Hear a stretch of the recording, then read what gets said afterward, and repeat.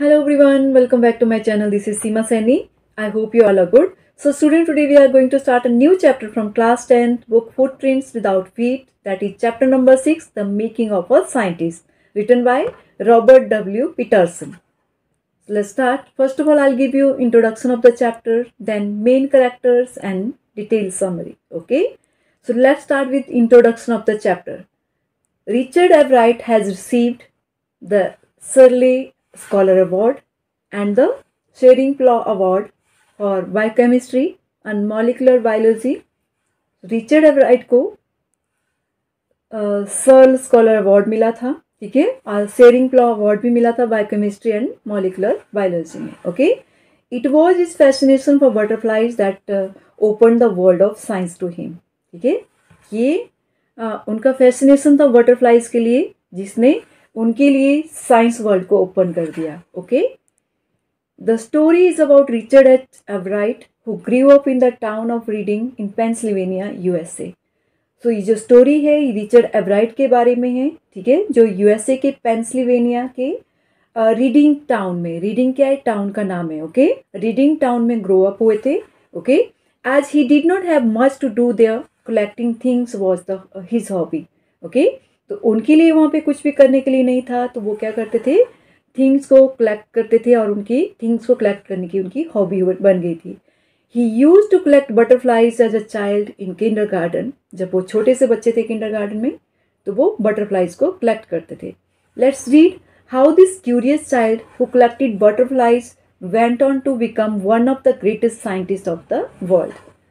सो अभी हम रीड करेंगे कि किस तरह से ये क्यूरियस चाइल्ड बटरफ्लाइज को कलेक्ट करता था और इसके बाद वो ग्रेटेस्ट साइंस बने, वर्ल्ड के ग्रेटेस्ट साइंटिस्ट बने. Okay, so before this, first of all we'll understand the main characters of this chapter. Okay, first character Richard H. Everett. Okay, a multifaceted genius, जो कि एक multifaceted genius थे, a great scientist, debater, chemist, okay, etc.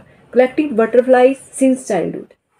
So Richard H. Everett's mother encouraged and inspired Everett's interest in learning. Okay, Dr. Urquhart, famous for work on monarch butterflies. Okay, so let's start the summary.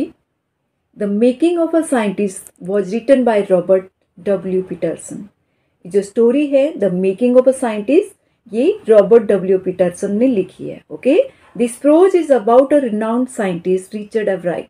ये जो pros है, जो chapter है, ये Richard एवराइट के बारे में, जो कि रिनाउंड साइंटिस्ट थे, फेमस साइंटिस्ट थे. Who was a bright yet curious child from his early years of his life. जो अपनी लाइफ के अर्ली ईयर्स से ही एक ब्राइट क्यूरियस चाइल्ड थे. Okay, at the age of 22, a former scout of the year excited the scientific world with a new theory on how cells work. So at the age of 22, okay, a former scout of the year, इन्होंने क्या कर दिया था, इस scientific world को excite कर दिया था अपनी एक थ्योरी से कि किस तरह से सेल्स वर्क करते हैं. Okay, Richard H Ebright and his college roommate James Bond explain the theory in an article in the proceeding of the National Academy of Science. So Richard Ebright और उनके एक रूममेट थे James bond, ठीक है, उन्होंने अपनी story को explain किया था एक आर्टिकल में, और उस आर्टिकल का नाम था Proceedings of the National Academy of Science. Okay, it was the first time this important scientific journal had ever published the work of college student. ये फर्स्ट टाइम था जब किसी साइंटिफिक जर्नल ने किसी कॉलेज स्टूडेंट्स के इस work को publish किया था. So for Richard Ebright it was the first in a long string of achievement in science and other fields. Richard के लिए ये फर्स्ट अचीवमेंट थी, अपनी पूरी जो लॉन्ग स्ट्रिंग ऑफ अचीवमेंट थी साइंस में और अदर फील्ड में. And it all started with butterflies, और इनकी सारी अचीवमेंट स्टार्ट हुई, फर्स्ट इनकी स्टार्ट हुई बटरफ्लाइज से. Okay, and only child Ebright grew up north of reading Pennsylvania. जो रिचर्ड एच एवराइट थे, ठीक है, ये ओनली चाइल्ड थे अपने पेरेंट्स के इकलौते बेटे थे वो, ठीक है, और वो पेंसिल्वेनिया के रीडिंग टाउन में, रीडिंग टाउन का नाम है, ठीक है, रीडिंग टाउन में ग्रो अप हुए थे. आई certainly couldn't play football baseball with a team of one. ठीक है, तो यहाँ पे रिचर्ड एच एवराइट बताते हैं कि मैं टीम गेम नहीं खेलता था लाइक फुटबॉल बेसबॉल। ठीक है, तो टीम में इनको खेलना पसंद नहीं था। But there was one thing I could do collect things. लेकिन वहाँ पे एक चीज़ थी, रिचर्ड एच एवराइट बताते हैं कि मुझे चीज़ों को इकट्ठे करना बहुत ज़्यादा पसंद था, मैं चीज़ों को कलेक्ट करना मुझे बहुत ज़्यादा अच्छा लगता था। So he did and he did ever. Beginning in kindergarten, Everett collected butterflies with the same determination and that has marked all his activities. ठीक है, सो किंडरगार्टन से उन्होंने बहुत सारी बटरफ्लाइज को इकट्ठी करना स्टार्ट कर दिया था। ठीक है, और इनका डिटर्मिनेशन था और इसी एक्टिविटी ने उनकी साइंस के वर्ल्ड को ओपन कर दिया।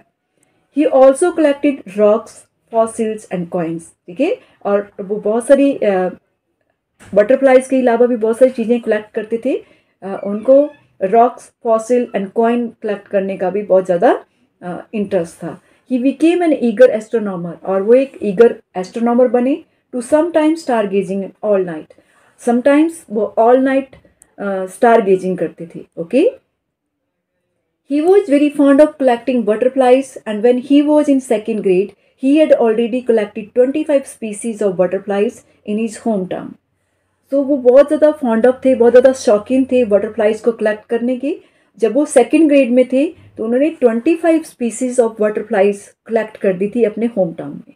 If you are going to chase them one by one you won't catch very many. Okay, अब उनको लगा कि अगर आप एक एक करके बटरफ्लाइज को कलेक्ट करना स्टार्ट करोगे तो आप इतनी सारी बटरफ्लाइज इकट्ठी नहीं कर सकते हो। ठीक है, so the next step of Ebright was to raise a flock of butterflies.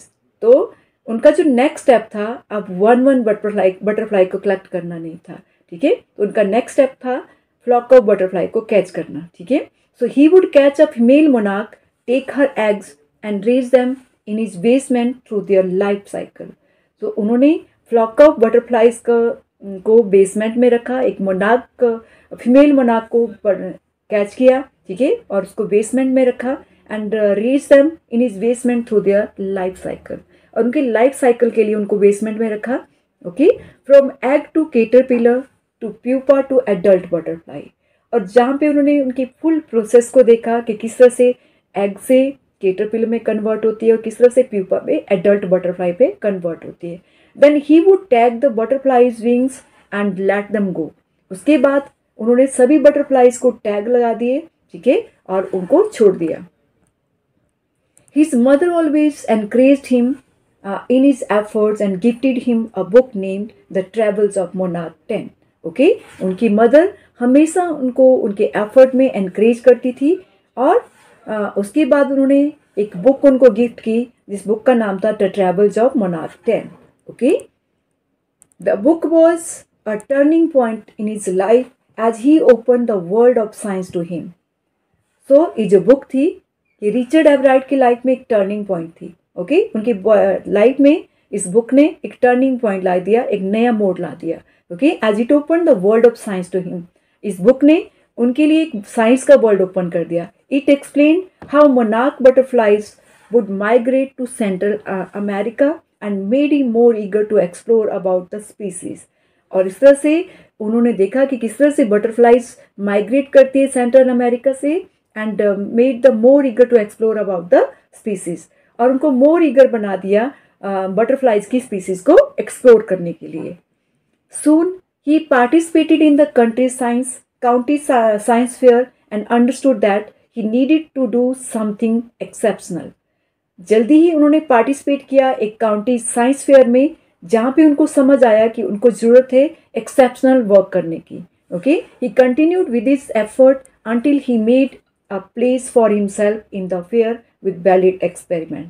Starting में वो विन नहीं कर पाए काउंटी साइंस फेयर में। ओके, क्योंकि उनको समझ आ गया कि नीट एंड क्लीन मॉडल बनाना जरूरी नहीं है, एक अच्छा नॉलेजेबल मटेरियल उसमें जरूरी है। Okay, he continued with this effort until he made a place for himself in the fair and valid experiments. ठीक है, इसके बाद उन्होंने एफर्ट को कंटिन्यू रखा जब तक कि फेयर में, उस काउंटी साइंस फेयर में उन्होंने अपनी एक प्लेस नहीं बना दिया वैलिड एक्सपेरिमेंट से। ओके, तब तक वो अपने एफर्ट करते रहे। Later in his eighth grade project, he tried to discover the disease caused by virus that nearly killed most of the monarch caterpillar every year. बाद में जब वो 8th grade में थे, ठीक है, तो उन्होंने एक प्रोजेक्ट बनाया। He tried to discover the disease caused by virus, जहाँ पे उन्होंने एक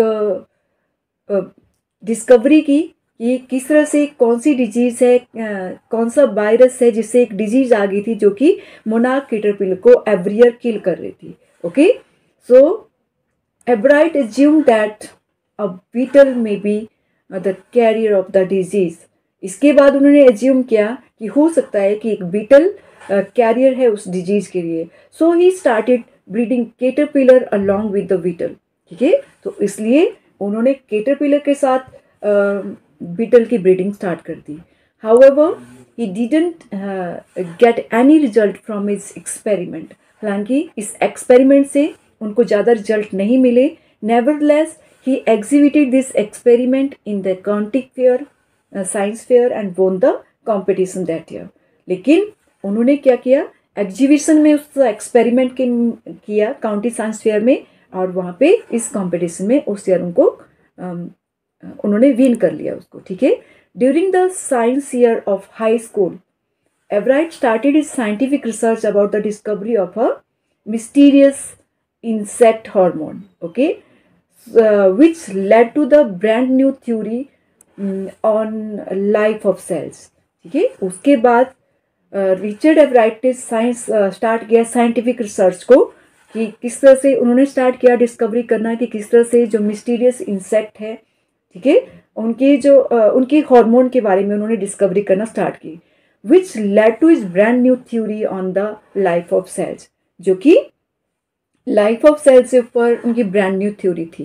his experiment was to find the main purpose of the 12 tiny golden spot on a monarch pupa. ठीक है, और ये जो एक्सपेरिमेंट था इसका मेन पर्पज था कि जो 12 टाइनी गोल्डन स्पॉट होते हैं मोनार्क प्यूपा पे, ठीक है, उसके ऊपर उन्होंने एक्सपेरिमेंट करना स्टार्ट किया। Its project won first prize in a county fair and he got an opportunity to work at the entomology. Entomology means scientific study of insect. Okay, इसके बाद उनको वहाँ पे काउंटी साइंस फेयर में first prize मिलता है। ठीक है, और उनको अपॉर्चुनिटी मिलती है entomology means scientific study of insect lab में, जो कि Walter Reed Army Institute of Research थी, वहाँ पे उनको काम करने का अपॉर्चुनिटी मिलती है। As a junior in high school he went on with his upgraded experiment on the monarch pupa, and finally he was successful in identifying the chemical structure of hormones. So जब वो high school के junior थे, ठीक है, so he went on his upgraded experiment. तो monarch pupa पे उन्होंने अपने अपग्रेडेड एक्सपेरिमेंट किए, एंड फाइनली वो सक्सेस हुए आइडेंटिफाई करने में कि जो केमिकल स्ट्रक्चर है हार्मोन का वो क्या है। One fine day while he was checking the X-ray photos of the chemical structure of hormone, he understood how the cell could read the blueprint of its DNA. So एक दिन, एक one fine day, जब वो check कर रहे थे x ray photos, ठीक है, तो एक केमिकल स्ट्रक्चर ऑफ हार्मोन की फोटोज वो चेक कर रहे थे। ही अंडरस्टूड, अब उनको वहाँ पे समझ आ गया था कि कैसे जो सेल होता है, ठीक है, could read the blueprint of DNA, कि वो जो सेल होता है वो डीएनए के ब्लूप्रिंट को रीड कर सकता है। Ebright and his roommate in college James R Wong work day and night and drew pictures and constructed plastic models of molecule to illustrate how DNA works. So Ebright और उनके जो roommate थे college के, James R Wong, ठीक है, उन्होंने day and night work किया, ठीक है, और उन्होंने बहुत सारी पिक्चर्स बनाई, और उन्होंने प्लास्टिक मॉडल भी बनाया molecule to illustrate how DNA work. ठीक है, किस तरह से डीएनए वर्क करता है इसको इलिस्ट्रेट करने के लिए उन्होंने मॉडल भी बनाया। This was a major leap in Ebright's career, and as he secured a graduation degree from Harvard with the highest honor and stood second in class of 1510 student. So this was the major leap in Ebright's career. ये उनकी career में major leap था, ठीक है, जब उन्होंने graduation degree secure की थी, ठीक है, फ्रॉम हार्वर्ड से, ठीक है, विद द हाईएस्ट ऑनर के साथ, एंड स्टूड सेकंड, और वहाँ पे वो सेकंड आए थे अपने क्लास में, और उनकी क्लास में स्टूडेंट थे 1510, ओके, और उनमें उनको सेकंड पोजीशन मिली थी। His work was also published in a science magazine, और उनका जो वर्क था वो साइंस मैगजीन में पब्लिश हुआ। Soon he became a graduate student researcher at Harvard Medical School and started working on another experiment, और जल्दी ही वो एक ग्रेजुएट स्टूडेंट रिसर्चर बन गए हार्वर्ड मेडिकल स्कूल में, और उन्होंने अपने वर्किंग स्टार्ट की अपने अदर एक्सपेरिमेंट पे, okay. So Richard Ebright was straight A student in high school. अपने हाई स्कूल में Richard Ebright straight A student थे। Beside he took interest in debate, public speaking, and was also a good canoeist. Canoeist means a person who travels by canoe, ठीक है, जहाँ पे एक छोटी सी boat जिसपे 1 or 2 मैन बैठ सकते हैं, ओके। सो उनका इसके अलावा क्या इंटरेस्ट था? डिबेट में उनका इंटरेस्ट था, पब्लिक स्पीकिंग में उनका इंटरेस्ट था, और गुड कैनोइस्ट भी वो थे, ठीक है, and an all round outdoor person, और वो ऑलराउंड आउटडोर पर्सन भी थे, okay. So he always had a competitive nature and zeal to give his best to everything that he put his hands into, okay, और वो competitive nature के थे, उनके अंदर जील था बेस्ट करने का, सभी चीज़ों में उनका बेस्ट करने के जील था उनके अंदर, ठीक है, और हर चीज़ को वो बेस्ट करते थे। Out and out he had all the key ingredient of a brilliant scientist, starting with the first rate mind blended with curiosity and a mix of willpower to win for the right reason, ठीक है, और वो first rate mind blended थे, उनके अंदर curiosity थी, ठीक है, उनके अंदर मिक्स ऑफ विल पावर था, जिससे वो विन होते गए आगे आगे, और सक्सेस मिलती गई उनको, ठीक है। So I hope you all have understood this chapter properly. So see you soon in my next video. Till then, bye. Take care.